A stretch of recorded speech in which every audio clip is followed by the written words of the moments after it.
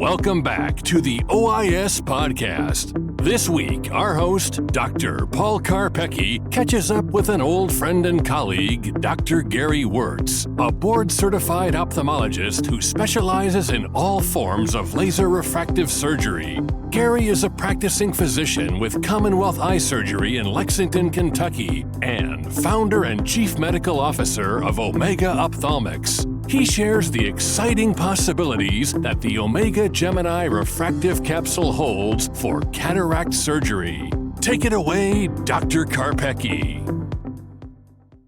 Hello, and welcome to the OIS podcast. I'm Dr. Paul Karpecki. I practice in Lexington, Kentucky, and today I'm extremely excited to interview a true close friend. In fact, someone I worked with for 3 years. And if I look back over my career, those might have been my 3 most enjoyable years. I mean, I really think of some great memories of learning a lot from Gary, of just always being kind of almost pushed as we kept, pushing ourselves further and along in different ideas. And in actuality, what we're going to talk about today was something he even introduced to me at that time. And I was just fascinated about the potential. But, the ability to take an idea through fruition is a whole other level. But Gary's been able to do that. And so today I'm honored to have Dr. Gary Wortz. He's a board-certified ophthalmologist, specializes in all forms of laser refractive surgery, including femtosecond laser-assisted cataract surgery, all laser LASIK. He works with optometry, ophthalmology. He's one of the most respected surgeons in our community. Provides a teamwork approach to eye care. He's currently a practicing physician with Commonwealth Eye Surgery here in Lexington, Kentucky, and founder and chief medical officer of Omega Ophthalmics. Gary, thanks for joining us today on the OIS podcast. Oh, Paul, it's always good to talk to you. I just want to echo what you said. It's so nice to talk to a friend, a colleague, and those 3 years, there's some hilarious memories, some patients that we got to take care of together. And I also just want to echo, I think I learned as much or more from you in those 3 years than I have from anyone I've worked with. And so I just want to say it was always a real pleasure working with you, and I count it as a real blessing. Thank you. I do too. I mean, even getting through some of the times in those years and the things we did to get through just are great memories I'll cherish for a lifetime. Yeah. But it's exciting to get to interview you now, and not from that clinical standpoint. We'll bring a little bit of that up, but actually from an innovator standpoint, just in terms of what you've been able to achieve. And I think you can share a lot of insights with our listeners, help them. And we might be in similar situations who've come up with a great idea and just don't know what the next steps are, or how do you balance that with everything, family life, clinical practice, being a surgeon, coming up with this great idea, but then creating the business plan around it. And then where it is today, I truly think what you've developed is going to change all of surgery for the future in eye care. And I'm not being exaggerating. I know even as an optometrist who sees some of these patients after cataract surgery, the ability to eliminate issues that could come with tilt of a lens or a refractive error that we don't expect, or fibrosis of the capsule, it changes some of the results. And just making it so easy, and just having that ability to adjust in the future if some new technology comes in. I'm not exaggerating. I think this could really change the future of cataract surgery and eye care. But I want you to walk me through kind of just getting everybody to know you. I've been lucky to get to know you, but through your personal background, where did you grow up? Were there any early influences that inspired you to become an ophthalmologist and then an entrepreneur? Sure. Well, I actually grew up in Michigan. I grew up in, rural, very, very rural Michigan, Berry County. I actually went to place called Delton Kellogg High School is where I went. I grew up actually on a dirt road. We had 120 acres on a sort of a hobby farm. We had llamas and other animals. So I was always, out either mending a fence or, tending to the animals, or I was, trying to brush hog trails through the woods, et cetera. I was really just an outdoors kid. I was always hunting, fishing, or, taking care of the animals. So I really, I will say that, my father's an internist. And so I really enjoyed the conversations around the dinner table about interesting patients, sort of the detective work my dad would do about, trying to diagnose something. I thought that was really interesting. And he was a hero, real hero of mine. And then on the other side, my grandfather was a chief master sergeant in the Air National Guard.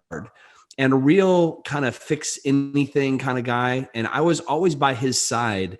And so we would take apart diesel engines, or we would draw plans up to build a new barn, or, we'd rebuild a boat motor, like just anything that needed to be fixed. He would fix it, but he would bring me along. And I always was interested to watch him take things apart and put them back together and fix things. So I would say that early on, I really enjoyed like the scientific aspect of medical diagnoses, but also really the practical aspect of figuring out how do things work, taking things apart and rebuilding and fixing things. And I think those two sides blossomed in ophthalmology for me. That's a great combination. I love that. When we worked together, it was actually in 2013, and you had introduced or started Omega Ophthalmics. You remember you having all these drawings and this concept, and I kept thinking, wow, this is brilliant. I wonder if anybody's ever thought of that. And really, if you look at patents and IP, no one had. And you were well on your way to, disrupting the IOL industry with that concept. At least that's what I felt like when you first were showing me these renditions and these ideas. What drove you to make the leap from, being a surgeon and a physician to an entrepreneur and starting up an innovative business and something that could change, millions of lives in cataract surgery as we know it? Well, I mean, it's probably a couple of things. The naivete of youth would be one. Not really knowing my weaknesses, probably, being bold. But I'll just say that, I look at the inventions and the technology that we have with a heart of gratitude. I think about Charlie Kellman and, what he means to me every day when I go to do phaco. I just sort of think about, what if he had stopped? What if this great idea just died with him on the back of a napkin? What if what if other ophthalmologists or, engineers did not invent the foldable IOL or the toric IOL or LASIK? Think about Marguerite McDonald and all the folks down at LSU that, brought that technology forward. So I work with technology that I recognize that there was a lot of hard work that went into giving me those tools. And, it would be very, I guess, bold or maybe even arrogant to say, I know that this is going to work and it's going to change the industry, but I have a very strong feeling. And I have, since I thought of this from the very first moment, that this could disrupt and change the way we pursue cataract surgery forever. And even thinking about technology inside the eye, when we talk about that, sometimes people think, oh, that's sort of pie in the sky. But, it starts with an enabling technology. Once you have a new platform, it makes the possibilities of what else can now exist inside the eye almost limitless. So we do have some pretty practical ideas for how the Gemini Refractive Capsule can help cataract surgery today and make it better. But we really think about this as this sort of phased adoption happens, hopefully in the future. We feel like this could be, sort of enabling a whole new pipeline of technology that has really never been thought of before. It's a great time to go into that, and then we'll look at other aspects of, young other colleagues, surgeons, optometrists, ophthalmologists who have ideas. How do they balance their surgical practice and all that? But right now is a good time to kind of take us through a little bit more of really the Omega Gemini Refractive Capsule. How does it work? How is it the implantation process? How does it work with the current IOLs that are available? And what is the real benefit for now and in the future?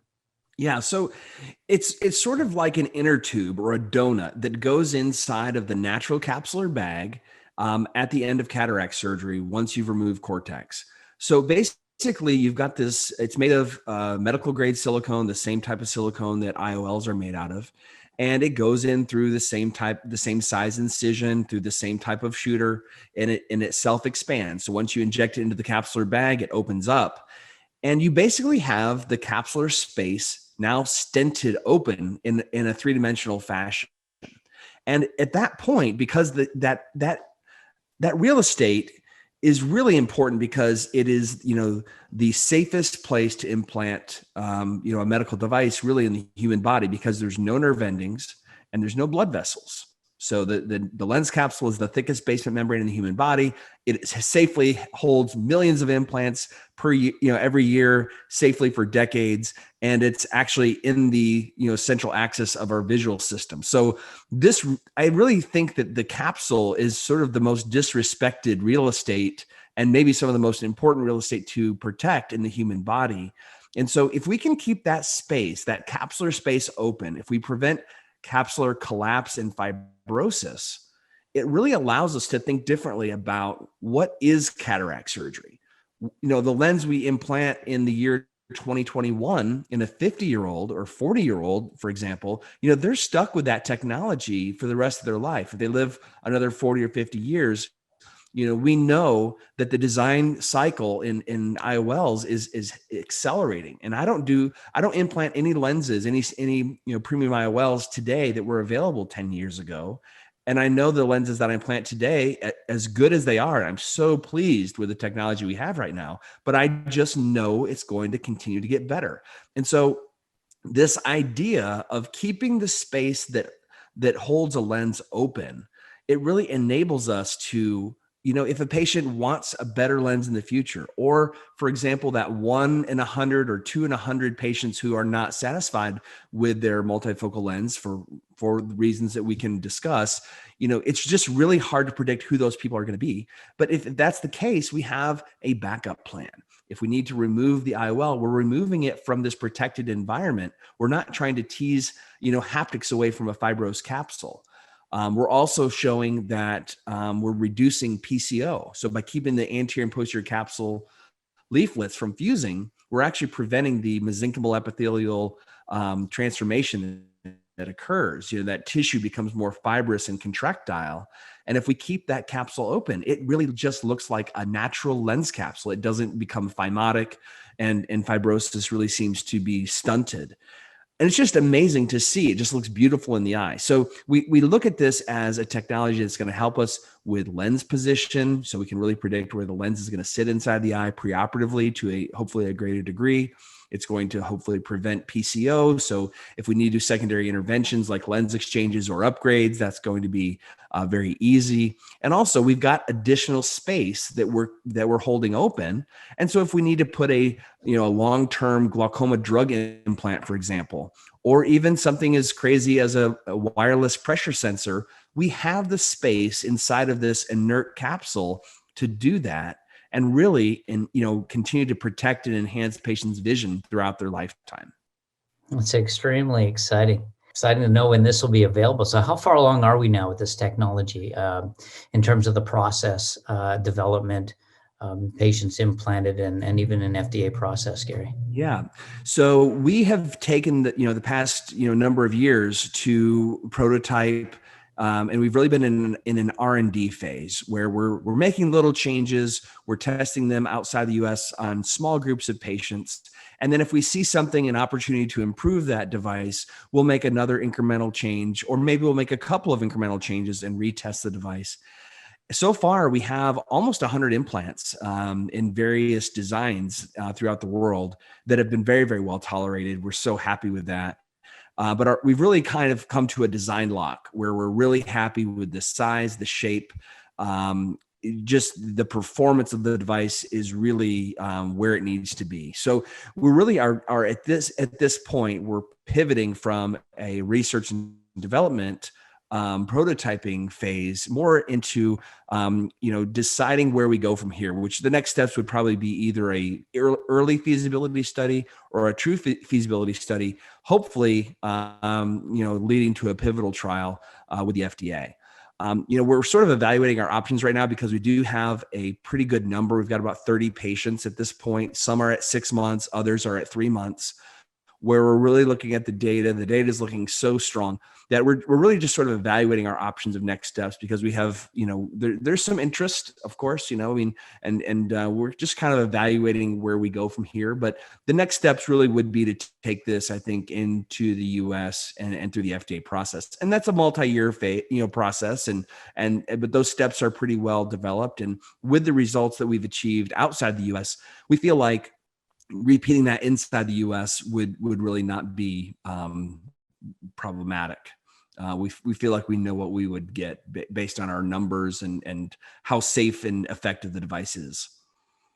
That's really exciting, and at the same time, I could see why there would be a lot of interest. This is truly a platform change, which we've not had since perhaps when IOLs, phaco first came out, and the ability to implant them. And I could see so many of the advantages of this for the long term. Even thinking from a patient perspective, the ability to wonder what's going to come out next. Should I wait? Well, don't have to worry about that. If something does come out and we know it's going to only improve over time, that gives you some optionability, so to speak.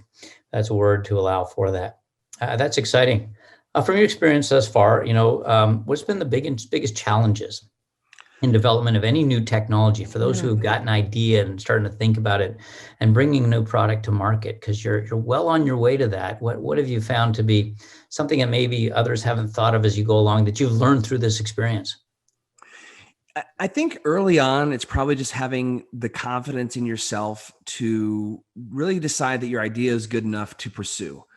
I think that, sometimes it's easy to think, my idea probably isn't good enough, or maybe, someone else has probably thought of this, or, maybe I should just stick to my day job. So I think early on, it's just being confident enough that this is, if you've got a good idea, this is something John Berdahl has said, so I want to give him credit, but he said, it's got to pass the sleep test.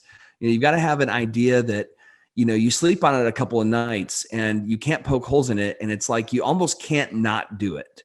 And that's really how this was. I just really felt like, this could be something that's really important. And for whatever reason, this idea was, given to me, and maybe it's my job. Maybe that's what I'm supposed to do. So I think part of it is just going for it, just understanding, and being confident in yourself. But, then there's just a lot of, good ideas really distilled down into a lot of hard work. The problem is you see how good it could be at the end from the very beginning.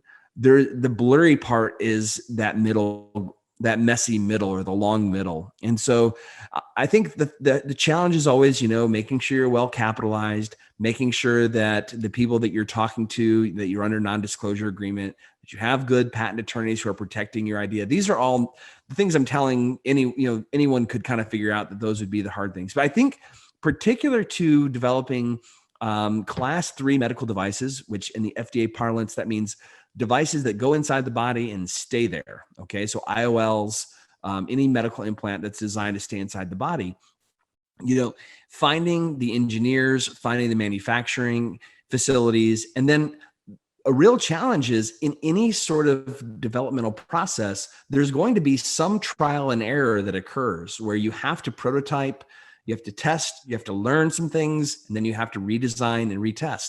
And so, the design cycle, it takes some time. It takes some time to make these devices, to do the engineering, to get the molds, to do the manufacturing, and then to get a trial set up, actually to go, get approval, do the implants, and then analyze the data and make a smart decision on how you should change your device.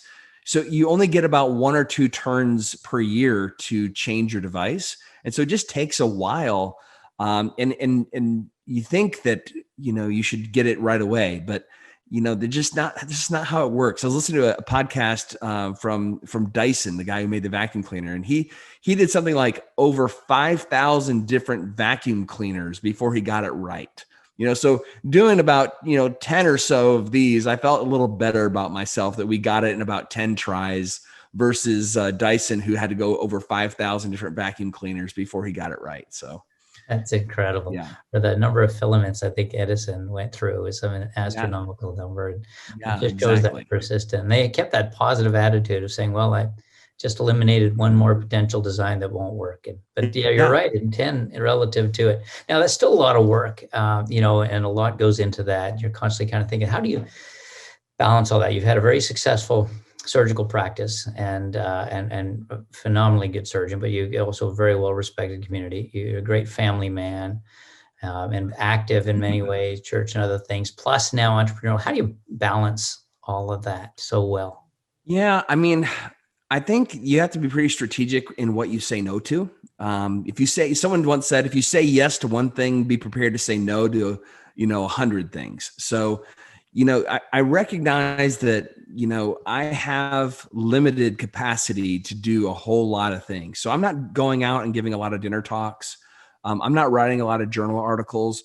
There's a long list of things that I don't do that a lot of my colleagues who are really at the top of their game are really heavily participating in. So, I've told a lot of people no for a long time. Actually, I'm almost a little bit worried that people are going to stop asking me to give talks or do things. But maybe when I'm done with this, I'll be able to throw my hat back in the ring with some of those things. But I think it's really understanding what you're good at, what you want to do, and designing your life around that.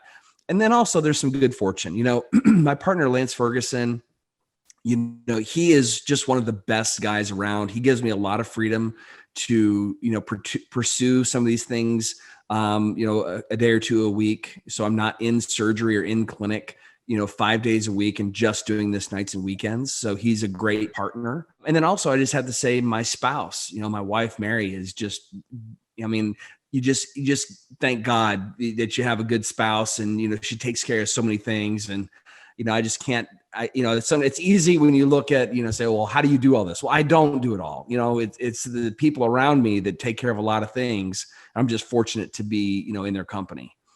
It's really great. And it's a small world. I mean, Lance Ferguson's who introduced me to my spouse, Exactly. Ironically, and all that. He's a great guy and a great surgeon as well.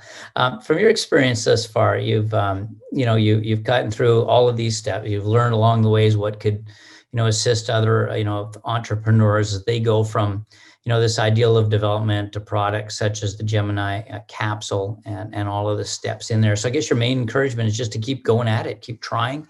You have an idea, if it meets the sleep test, is just keep moving forward. Yeah, I do. I think that not every idea is a good one. I think it's important that you talk to some people who will give you wise counsel. That would be the other thing, is find a neutral third party, pitch the idea, find another person, pitch the idea. If the consensus opinion is that this is not a great thing, maybe think twice about this. But, if you can explain your idea and there's some genuine excitement around it, I think that's another good way to kind of, test market things before you get too deep. There gets to be a point where you're kind of past a point of no return where you really kind of need to succeed. And, that's a little stressful also, but you want to make sure that you're vetting this with smart people, that you're not just pursuing any idea. You want to pick your spot because you probably have a few turns of the wheel, in these. And so you got to make sure that you're picking the right thing if you have that itch to scratch. That is great. There's so many steps to this success too. And, besides the development and you've had to do the testing in various countries and get success, keep the data. Has there been funding? How do you achieve those sort of things? Has that been a challenge? I imagine not so, because it's such a great idea. Or is that a whole different world that has its own challenges too, for those who might have an idea and have to look at all those steps? Yeah. I would just have to say again, as I've talked about, the people I've partnered with, I'd be remiss if I didn't mention our CEO, Rick Ifland. He has been a serial entrepreneur for, 20, 30 years, and just done a phenomenal job of raising money for other companies. And so I brought him in as our CEO very early on. And that was probably the best decision that I could have made. He has raised, all of our money pretty much through friends and family. So we've only had basically angel rounds of investing, and we've been able to keep, we've not taken any venture capital or private equity capital at this point. So it's made it really simple. And I think, just based on some good relationships that he and I both have, and a lot of those have been, optometrists and ophthalmologists also. So getting some people who really understand the space to invest is also a good vote of confidence. But, I know this is really, I almost hate to say this because I don't want to jinx it, and it usually is a real challenge for a lot of startups. But we have just been so incredibly lucky to be well capitalized really from the beginning, just through Rick's relationships. And I think the idea has sort of, stood on its own merits. So we've not had that huge challenge, but I don't want to say it's not a challenge, because every time we always, hope and pray that, our investors will come through, and it's been great so far. That's awesome. Is there anything you think that us or any listeners or anyone because we do have a lot, listeners for OIS podcast range from, your ophthalmological colleagues and surgeons, optometrists, investors, strategics, any there could help, or is this kind of on its way and moving in its own with its own momentum at this point? Well, I mean, I think I would just challenge everyone, to think about, it's sort of the Steve Jobs, like think differently about cataract surgery and ophthalmology. What we're doing is not changing the optics. We're not inventing a new multifocal lens or a new accommodating lens, but what we are really trying to do is build a platform technology that is going to enable so many other things, for the future. I think it's going to start with us, getting some sort of claim around, preventing capsular fibrosis, perhaps, or preventing capsule collapse, and we're still working through that piece of it. But I would just challenge everyone to sort of think, what if you had a protected space inside the eye that was extant, that kept the capsule open, prevented fibrosis, and allowed any inert secondary technology to live inside the eye? What would you put inside of that container? How would you leverage that space? So it's a lot bigger than just, we're creating an implant that is going to help, with IOL exchanges. I think that sometimes people think, well, why would you go through this hassle of inventing this thing that is going to, maybe help 1 or 2% of people who end up with a lens exchange? And I feel like, I think it's just much bigger than that. When, we know that lens exchanges are a rare thing, and I'm not inventing this capsule so that we can make lens exchanges easier, although that is one thing that can be helped by this. I look at the multifocal market and think, why is it stuck at like 7 or 8%? Technology has gotten better, but there's so many surgeons out there who are really unwilling to try it. And I think it's because as ophthalmologists, as cataract surgeons, and especially refractive surgeons, we hate disappointing people. One of my deepest, I'm going to give you the peek behind the curtain here that you didn't ask for, but one of my deepest fears as a cataract and refractive surgeon is disappointing a patient. They come to me and we're talking about fundamentally changing the way they perceive everything in their world through their eyes. When we talk about refractive surgery, people think about, 20/20 or 20/15 vision, but we're really talking about enhancing neurologic function. And the reality is it doesn't always work.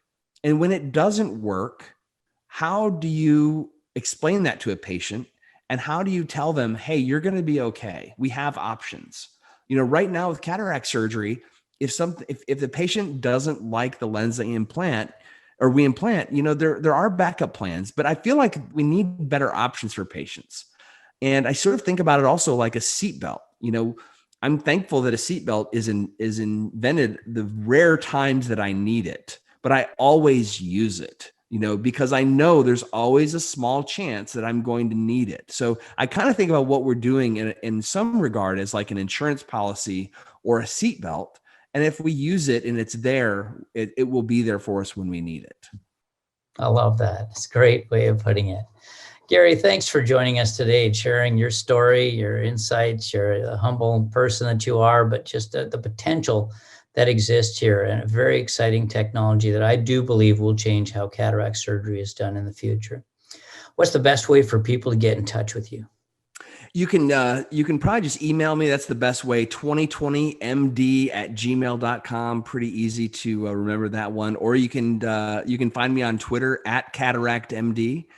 Pretty active on Twitter. So you'll see a lot of cataract and ophthalmology links there, and also a few of my opinions about UK basketball and football. So I go Big Blue. Oh, Big Blue is right. Big game this weekend as we start the SEC. Gary, thanks so much for your time. It's great seeing you. Look forward to seeing you in person, hopefully very soon. Actually, I think we are going to see each other soon, but thank you for taking the time to share these insights with the OIS podcast audience. Absolutely. Thank you, Paul. It's always great catching up. And I look forward to seeing you soon. Thank you. Thank you for listening, everyone. We hope you've enjoyed this episode of the OIS podcast. Be sure to subscribe to our iTunes channel so you get the latest ophthalmology insights. Got a story of your own to tell? Apply to be a guest at OIS.net.